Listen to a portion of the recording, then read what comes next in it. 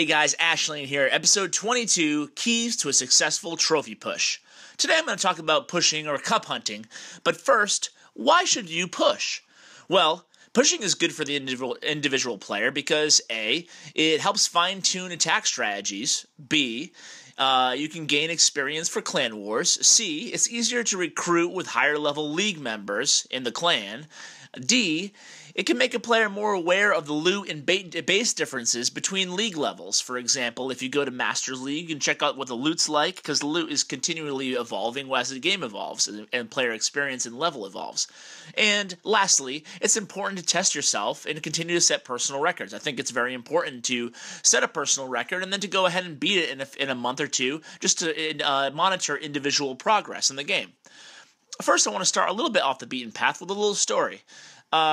A gentleman by the name of K. Anders Ericsson did a famous study, maybe you guys have heard of it, in Sweden in the early 90s.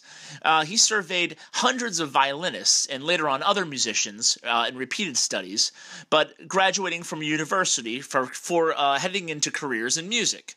Of those studied, the ones who got jobs teaching music, or basically the bottom skill level, practiced for an average of 4,000 hours in their lives. And they did surveys starting when they were 6 years old or whenever they started playing. Those who were very good, but not standout at their craft, practiced for around 7,000 to 8,000 hours in their lives. And those who were considered master violinists and went on to become bigger names in the classical world, practiced for over 10,000 hours. So 10,000 hours equals 3 hours a day for basically 10 years. That's a long, long time, and that led to the rule of 10,000 hours. And this is a very controversial study, guys, but I'm just wanted to point this out because, no, I'm not saying you should clash for 3 hours a day for 10 years.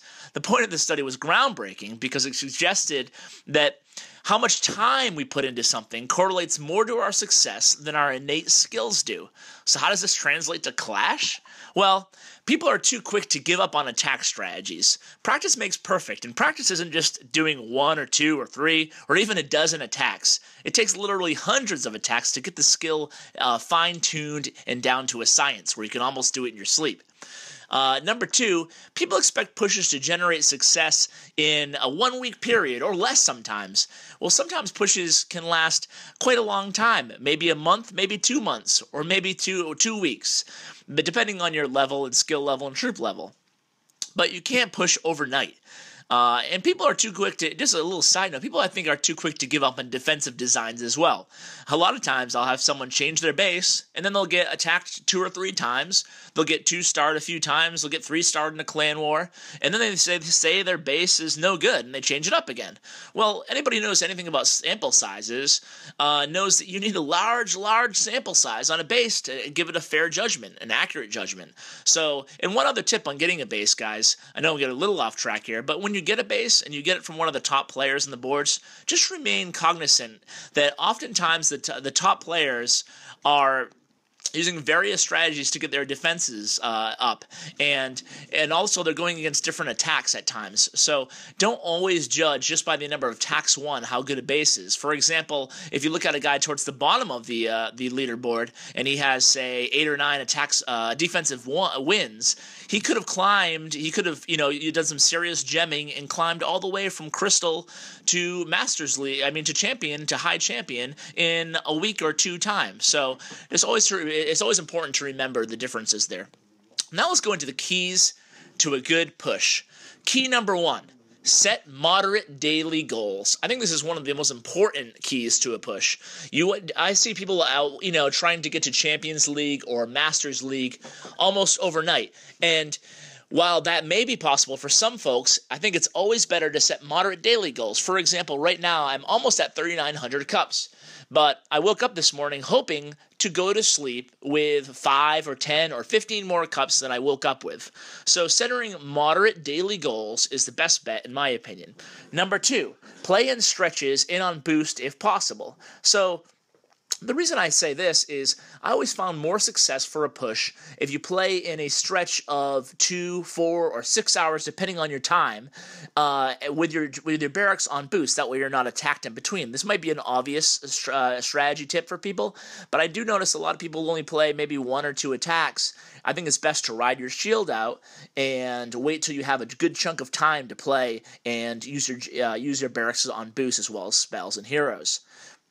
3, if gemming, use shields strategically. So whenever I'm about to log off for the evening, I always use my shields if they're up. You always want to use their shields if you're up, if you're going for high-end pushing. So that prevents, obviously, a defense that I have to lose cups on, and obviously I can ride that shield out while I regain some resources if needed.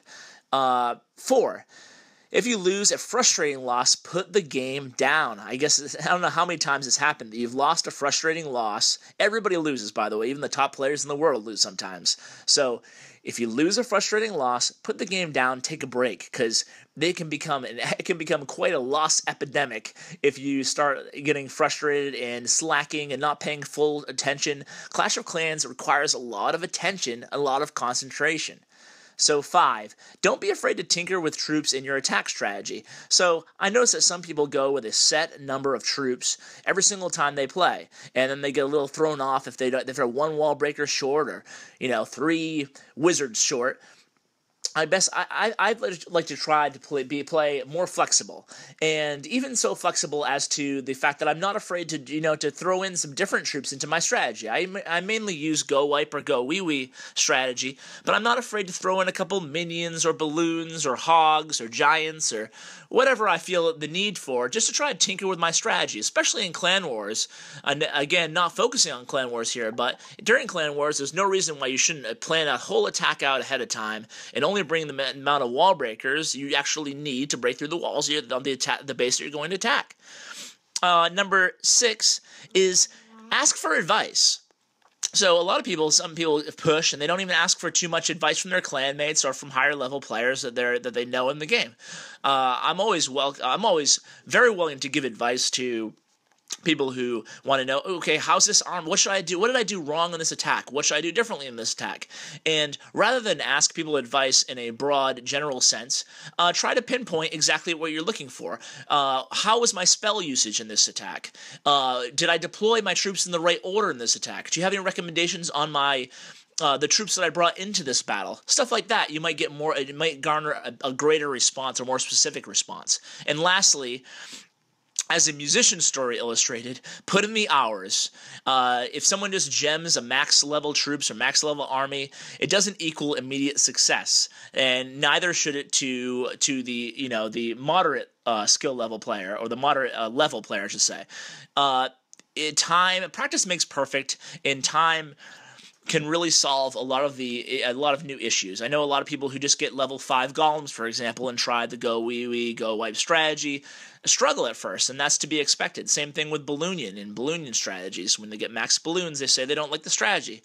But it really takes hundreds and hundreds of attacks, so stick with it and try to keep your head up. I hope this helps some folks. I know I've gotten a lot of questions over, why should we push, how to push, and to try to cover the, what I feel the critical areas to a good push. So I guess my last bit of advice I would leave you guys with is, when you are pushing, don't be afraid to drop down a little bit and regain some resources. Not a lot. Don't go back down to farming zone, but don't be afraid to drop down a little bit and, reacquire some of those resources, and then make a little mini push back up to your personal best again. So I hope that helped, guys. We'll have daily content. Please subscribe for more, and thanks for tuning in.